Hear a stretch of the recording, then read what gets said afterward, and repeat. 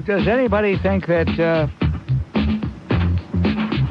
Scott Peterson is not guilty in the death of Laci Peterson? I see that the police are very, very loath to use the word suspect, just says he's a person of interest. Well, maybe the guy's perfectly innocent. But how curious. He was supposedly fishing in San Francisco Bay that day. And the police are pretty sure the remains of the woman and the child are the remains of Laci Peterson. And yet, correctly, the police are being very tight-lipped. At this point, very tight-lipped. But they do use a phrase quite often. Rather than say someone is a suspect, they say a person of interest. And you know who was called a person of interest? Comical Ali. He's the guy, Saeed al-Shahaf, the information minister, who with the bombs exploding about 100 yards away from him, he's saying, we are smashing the enemy, they are going to call Iraq a graveyard for the coalition forces. They say he may have committed suicide. But he was described by U.S. intelligence as, quote, a person of interest. Not a major one, but nevertheless a person of interest. According to reports, he's supposed to have hanged himself shortly after Baghdad fell. I guess if he did, you couldn't blame him. After all, he made such a fool of himself. And yet he could have had a brilliant career on Saturday Night Live, I'm sure. On the car phone, here's Steve. You're on WOR, Steve. Yeah, hi, Bob. You know, it was quite a bonus yesterday when they captured Abu Abbas. And you know, not only does the Italian government and the Bush administration want Abu Abbas, but I understand even Greenpeace is after him for irreparably polluting the ocean when he threw that... Get off the phone, you creep. What a sick guy this guy is. What a sick guy. What? I can't believe my ears. I can't believe it.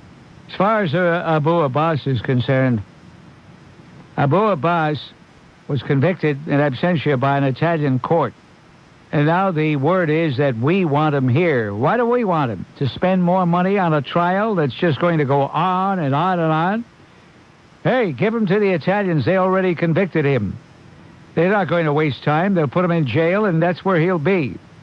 He should be executed, but he'll, I just don't understand it. Why do we love to spend all that money and create all that media circus? We do this a lot of times. Oh, we want him. We want to try him here. Why? Whether he faces justice in an American court or an Italian court or an Israeli court or a Palestinian court, what's the difference? As long as justice is meted out, and it has been by the Italians. After all, it was on an Italian ship that this crime occurred. It was the Achille Lauro that was hijacked.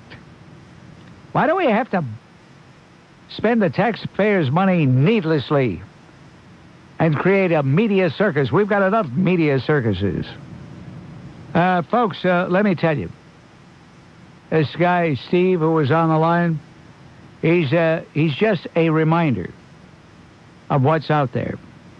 Be not deceived. There are a lot of fine, decent people without ethnic hatred in their heart, but there are a few who are vicious and not even worthy of contempt. The lowest of the low. Straight ahead, everybody, on the Bob Grant Show. Anyway, Richard in West Hempstead, you're on WOR.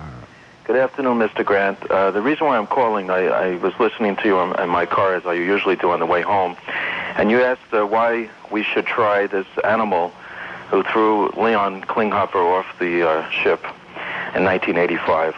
Well, why bother to capture these animals if we're not going to try them? And I think the last time... Yeah, but wait a minute. He was already tried in Italy He was already tried, found guilty, and sentenced to life in prison. But they let him go in a Yugoslavian They uniform. did not let him go. The son of a... He was tried in absentia.